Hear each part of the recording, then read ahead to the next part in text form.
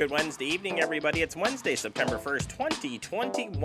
Welcome into Talking Fitchburg. Jeremy Crosby here, Angie Bamlett back at the board. He's been playing around today, so you might see some things flash up unexpectedly since he's been touching all these buttons. Hope not. Before we even got going today.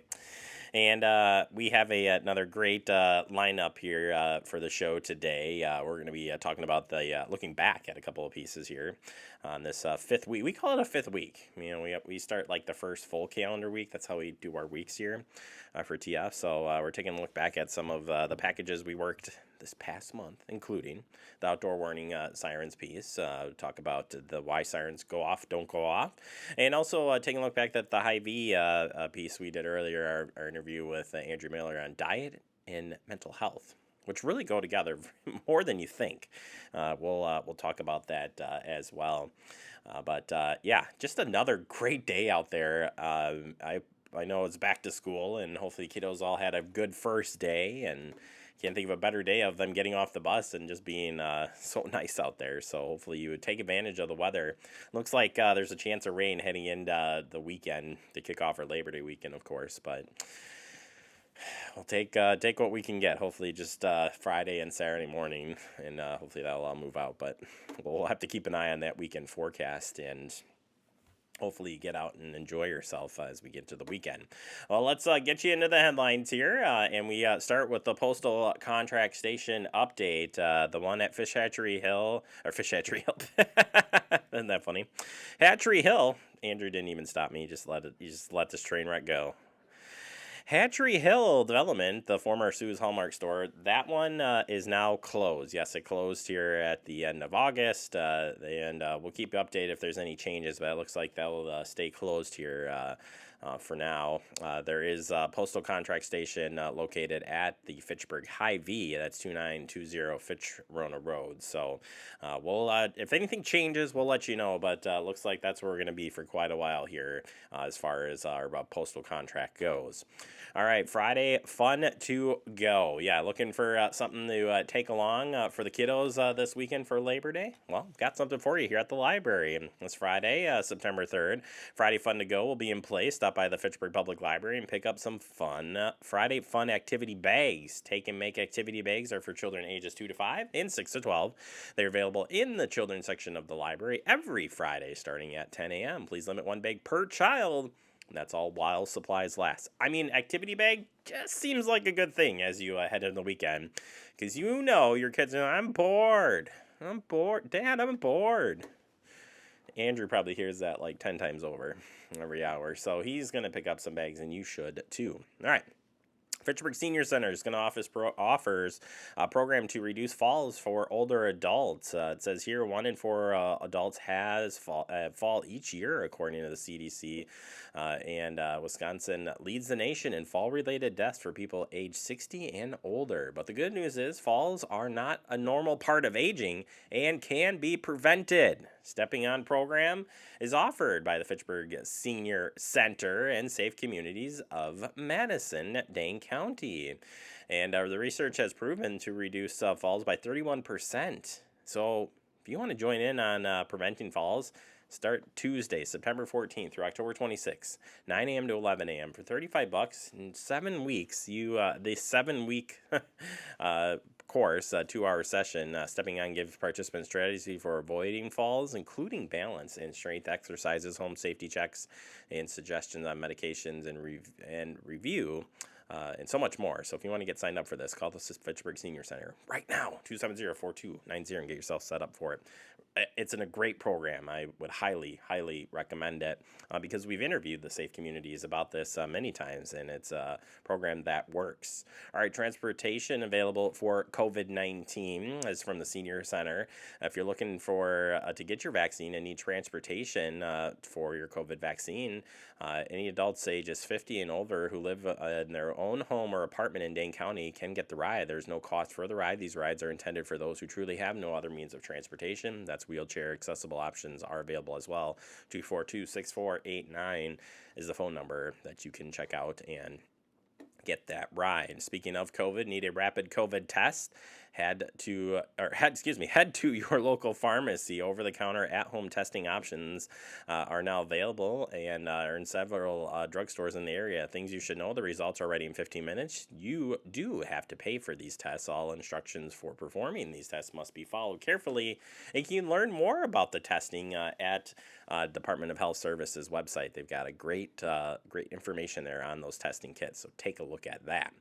All right, take a layered approach to preventing COVID-19. This is so important. The more steps you take, the better chances you have to fight against this.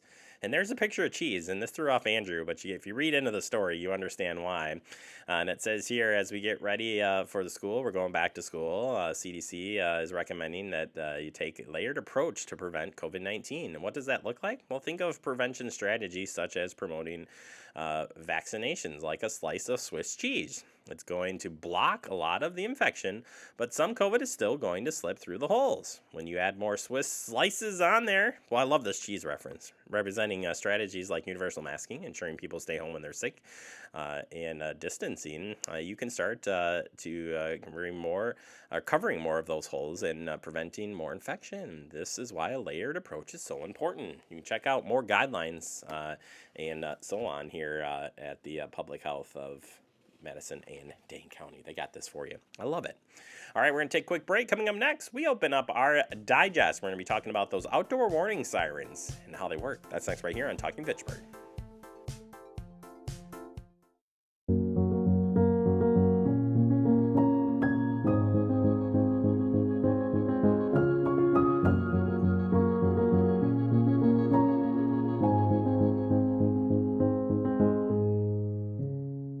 Gaining weight was easy. All I had to do was sit down and eat. Losing weight's a lot harder. I have to work at it every day. But with every step, I lower my risk for type 2 diabetes and heart disease. And that makes every step, every choice, every day very much worth the effort. Learn how you can help stop diabetes by losing weight, eating healthy, and staying active. Visit checkupamerica.org or call 1-800-DIABETES. We're all just trying to keep things running for those who rely on us. Ready! That's why we don't have time to be sick with the flu. And especially this year, no one has time to get sick. Get a flu shot for yourself and those around you too. Well, welcome back into Talking Fitchburg. Joining you today is your fire chief, Joe Polvemacher. Joe, welcome to the show. How are you doing today? Doing well. Thanks, Jeremy, and thanks for having me on. Yeah, today we're going to be talking, taking a look back here at the recent severe weather that took place. A lot of questions surrounding this. Definitely a little bit of a unique situation. I remember talking with our National Weather Service office in Milwaukee, Sullivan, talked to Tim out there as part of the warning coordination. He says, we have just a couple events each year, a couple of major ones in Wisconsin. This would be in that category as a pretty major event. Luckily enough, Fitchburg, we were spared. Some other communities weren't. But there's a lot of questions that came in regarding the outdoor warning sirens. And a couple of questions on that would be, first and foremost, Joe, are the outdoor warning sirens supposed to wake you up? Are they the ultimate way of receiving those emergency alerts when you go to bed at night? Yeah, so this is why your invitation to come to your show today is important, because we should really dispel a couple of rumors. And one of those is with the outdoor warning siren. There's a lot of people out there that think that those sirens are intended to notify you while you're indoors as well and when you're sleeping.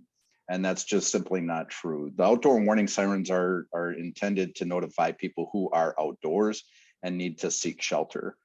The folks that are indoors and maybe sleeping have to consider the fact that most homes today are designed with noise canceling or outdoor noise reduction.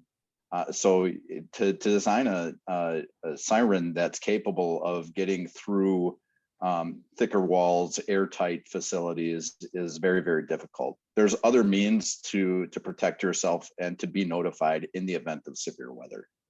And Joe, we don't see a lot of tornadoes happen overnight. Certainly I can't recall the last time that we really had something in this immediate area where tornado warnings were issued in the AM hours, and that's why we say significant event indeed. But what should you do to prepare ahead of time for storms that are coming in tonight, whether or not it's maybe there is a chance for tornado. You don't know, right? So what do we do to be prepared for that? I'll offer a few things. One of which is just be conscientious of the forecast. If you know that weather is going to happen over the course of the early morning hours, maybe you do something in advance to maybe have notification at the ready. And some of those things could be weather radios, for example. Have those available. Those can be plugged in all the time and will sound in the event that there's severe weather in your area. And the other thing is the RAVE app, or the emergency notification application that Dane County has. It's not really an app as much as it is signing up for a program to where they can notify you at the addresses you have listed in that program. So you can actually enter multiple addresses, your home, work, your kid's school. That way, if something happens in that area, you will be notified and you'll be provided instructions as to how you can keep yourself safe. Going back to the outdoor warning sirens in the coverage area, strategically, how are those sirens placed? How do we know where they are? Where are they? And again, that intended purpose of how they are placed for reaching people. There's a couple of things that happen when we're trying to identify the placement of outdoor warning sirens, and some of that is new development. So as our community receives additional neighborhoods, more development, we take a look at the coverage of the sirens that we already have and whether that needs to be augmented. I say we, and I say that as a city member, not necessarily a fire department or an emergency management director. That's done in conjunction with Public Works to make sure that what we're doing makes the most sense for the community as a whole. And then what they do is, with that coverage, we get in contact with Dane County, who is ultimately responsible then for setting those sirens off and maintaining them. Gotcha. And understanding when the sirens go off and when they didn't go off. I think this is an interesting question, and one that I would pose to you, Joe, is this storm, there was a tornado warning issued. That has changed over the years. They used to, the National Weather Service would put out a warning. It would be for the whole county. And now it's weather-based, and they can narrow it down to a specific area. Tornado warning was issued in Dane County in the early morning hours, Thursday morning, right? I'm going to think this through. Thursday morning. But why didn't the warning sirens go off here in Fitchburg area? And maybe people didn't know. Some people thought they heard sirens, maybe they didn't. So if you could kind of recap kind of what happened, but also ultimately explain kind of how that works. Sure. It sort of depended where you were in the city of Fitchburg as to whether maybe you heard sirens or didn't. There were no sirens in the city of Fitchburg that were activated that evening. And the reason being is because of the fact that the storm cell wasn't tracking over Fitchburg. The National Weather Service actually works hand in hand with Dane County, and it's based on automated alerting that they are able to identify where the storm is tracking and which neighborhoods need to be alerted. Dane County is a pretty big county, and when weather is happening on the easternmost end of the county, it doesn't necessarily affect the westernmost end the same way. So what we want to be very careful of is sort of like the notification inoculation, where you hear those alerts over and over again, and then you just don't do anything because you didn't even see any weather. We want those alerts to mean something. So when they go off, you can expect weather in your area. Absolutely. And I think, now that we're seeing a lot of the storm reports come back, a lot of people indeed did have tornadoes pass through that they might have not even known of. It looked like most of the cells were warned, but you never know. You never know. And it's better not to take that chance and not, assume anything. A lot of people also get alerts on the phone, and I think that's also a part of this picture, that if you sign up for these weather alerts or alerts in general, a lot of people could see that it said there was a tornado warning in Dane County, and then might look to why Fitchburg didn't, or why their community didn't, depending where they are. Again, putting that into that mindset, when severe weather is kind of in the area, and you're seeing things light up, what should you do to be ready? Yeah, I think readiness comes in advance of storms altogether. Just knowing where you're knowing where you're going to go, knowing where your family is going to meet, having things available already in your shelter area, so you don't have to bring a whole lot of things with you. You obviously want to make sure that your family is accounted for, your pets, all of that. It needs to be considered, and your plan needs to be addressed in advance of severe weather.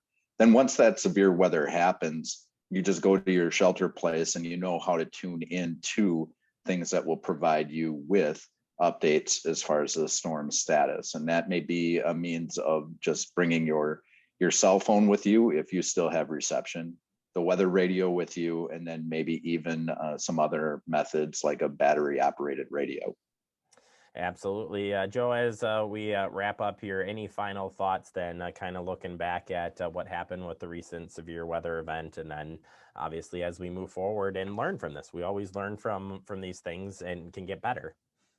Yeah, so I think one of the things is just getting the word out there. Listen to your neighbors, talk to your neighbors. If you hear them talking about the weather sirens, the warning sirens, and why they didn't go off, maybe you can provide some information as far as why the sirens are activated and when they're not activated and the reasons behind it. You can always reach out to the fire department, and we'd be happy to answer those questions as well. The main thing is when those sirens do go off, there's a significant need for shelter, and it's in your best interest to find that shelter as soon as possible and wait for the storm to pass.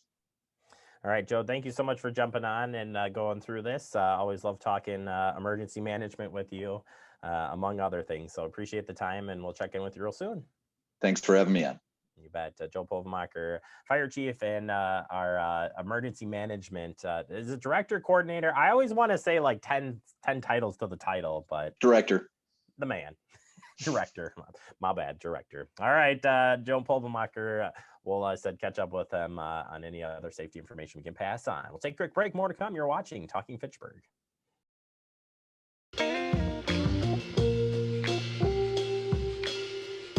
After you joined our family, it was like, I really do feel complete now.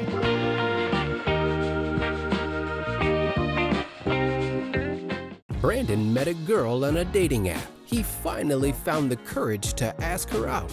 No answer. He started to panic. Was he being... Hey, sorry I didn't respond. I was driving. She must be a keeper. We're all just trying to keep things running for those who rely on us. That's why we don't have time to be sick with the flu. We don't have time for delays. Ready! We don't have time for spills. Next. We don't have time for setbacks. Let's be real. Getting the flu shot helps you fight the flu. Get a flu shot for yourself and those around you too. Hello, everybody. Welcome back into Talking Fitchburg. Joining you today from the Hy-Vee, all Hy-Vees in Dane County. She's everywhere. Andrea Miller, registered dietitian. Welcome back to the show, Andrea. How are you doing today? I'm doing great. How are you? I am doing wonderful. I'm very excited to talk to you about mental health in food. I think this is going to be a really fun and interesting topic. Mental health is definitely at the forefront for a lot of different reasons, and really good reasons. It's actually being talked about. And I think today tying in the food component to mental health, which the first thing I thought when I saw this was, well, I had a bad day. I'm getting potato chips and I'm sitting on the couch, and that's the way it's going to be. But you're going to work me out of that for sure. But let's set it up here first. That mental health and nutrition and they all go together. Right, right. So yeah, so we certainly don't want to say exclusively just focus on your food and don't seek out professional mental help.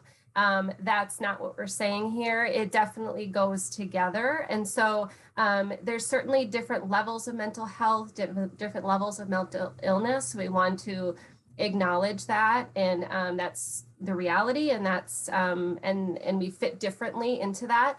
But today we want to talk about, there's research done on nutrition and mental health and mood and sleep and appetite. And we want to talk about and kind of remind folks about what we can do, what we do have control over with nutrition. And that can actually have a positive effect on our mood and our sleep and our appetite. So that's what we want to talk about today. Yeah, and I'm suspecting if there's a question that you get as a dietitian, some people, like these coffee drinking people like myself, or is like, man, I'm always so tired and just feel just mentally exhausted, and it makes me moody, and it makes me and what could I bring? What could I add into food to help boost that up on top of, again, other things in mental health world? Sure. Yeah. And that's, first of all, that's a great acknowledgement. It's a great acknowledgement for someone to kind of step back and make that association. So that's a good thing right there. Next, think about, even before we get into specifics of the what, think about anything in excess, anything lacking. So the extremes, think of that first. That's usually what causes issues. So if we're consuming caffeine all day long in a steady stream versus a few cups, some water, another cup, some water, that's a completely different story. Same thing with types of foods. If we're having, some potato chips on the side of our sandwich or our wrap or whatever we're having as a meal, no big deal. But we sit down with a whole bag and we're using food in a different way and we're eating it in excess, that's what causes the concerns. And that's what throws us off in terms of neurotransmitters and just kind of like those communications with our body and our mind. And if you're just gonna throw it out there here, if you were gonna pick some foods that could bring some smiles, bring some light to it, there's a question for you. I want to smile today. What food, Andrea, can you make me, or could you suggest that I eat? But just in general, what would you turn to help boost the mood a little bit, get that spirit going? Sure. That's an interesting question because we look at food, in different ways. And so sometimes certain foods bring a smile to our face because we get excited about eating it, like a cupcake or a bag of potato chips or something like that. But when we're talking about kind of thinking about it internally, internally what's going to affect our mood and keep us balanced, that's where we really want to think eating food, real food from the food groups most of the time. So when I say most of the time, I'm talking 80, 85%. So not this has to be 100%, has to be perfect mentality, but most of the time, 80, 85% foods from the food groups. So think color, think fruits and vegetables, think variety, whether it's within the fruits and vegetables, variety in our proteins, variety just overall, thinking, how can I eat real foods? What sounds good to me? Start with the real foods first, and then perhaps you enjoy the other things that bring that literal smile to your face, and you kind of enjoy it together, but really focusing on food as food and food as nourishment, and let it kind of internally help improve all the different signals that are happening and all the different pathways that are going on. Yeah, food has a powerful thing, whether it's good or bad. But as you were saying that too, I was thinking comfort food, thinking that, making a holiday dinner where you make that special thing that you do with your parent or your mom or your grandma, making that dish. Those are all things that could bring that to the forefront. All right, let's talk about the plan though. Yes. An easy plan here. And again, you still want to work with your doctor. You still want to, get the medical help that you need. Certainly we're not replacing that. Want to emphasize that, but how do we build the plan here for success? Right. So first, think about a plan is really important, and you don't want it to stress you out. That's the other important thing. So again, we can go to extremes in a lot of different ways, We want to find that happy medium where we plan enough where we feel at ease. We have food in the house. We know what we're going to have when we get hungry for lunch. We know what we have for snacks available. So plan enough. I kind of explained to you, plan enough where it helps put you at ease. You don't want to plan where it stresses you out. So there isn't one perfect way to do it or one specific way you have to do it, but do what works for you, do what works for your family, and think about having an idea. If you feel good about knowing what you're going to have for the week, great. If you feel good knowing what you're going to have the next 2 or 3 days, that's great too. So the idea of having a plan is just having one, versus feeling like you have to fit in something very specific. And think of all the foods. Try to think about what you want to include. There's so many messages out there about everything we so-called shouldn't be having. Really try to focus on foods to eat, what you like, what sounds good to you, and then go from there. Yeah, and picking some of those foods and sharing it certainly important. I love you saying that. What would be the takeaways on that front? Yeah, so there's a lot of studies on how, if we eat together, if we eat with other people whenever possible, sometimes it can be stressful, but ideally if we can even enjoy the preparation piece and then sit down together. And, I kind of have a different way of thinking. We've heard before too, that you should always, sit at a table and light a candle. And, even if you're by yourself, I'm not too opposed to, even if somebody's by themselves, talking to a friend on the phone while they're eating, or even watching a show, where they're kind of like taking their time and they're kind of, have a little entertainment while they're eating too. So it's just kind of making that an enjoyable experience versus feeling like a chore and feeling like the have tos, putting pressure on yourself. But enjoy it if you can. And if that means eating with other people, that's highly recommended. Andrea, all great tips, and I could ask you 3,000 more questions here on because we all live a stressful life. It doesn't matter single, together, family. It's all stressful, and it's a great starting point here. And we appreciate all your time. If people like to learn more or get in contact with you with their questions. So we have we've included the link that you can get connected with me right on the website, as well as my email, direct phone for the local market here. I'm happy to work with people individually. Perfect. Andrea, thank you so very much. I'm about to go get a healthy salad for lunch because I prepped it early, and you're right. You took the stress out of it, prepping it early and being good. But you pick your feel good thing, and we'll hopefully talk about this again down the road. Okay, sounds great. Right, Andrea Miller from Hy-Vee Registered Dietitian. Ask her questions. She's happy to answer them, and she'll get back to you really quick. I've asked her lots of questions, for obvious reasons, but she does a great job. We'll take a quick break. More to come. You're watching Talking Fitchburg.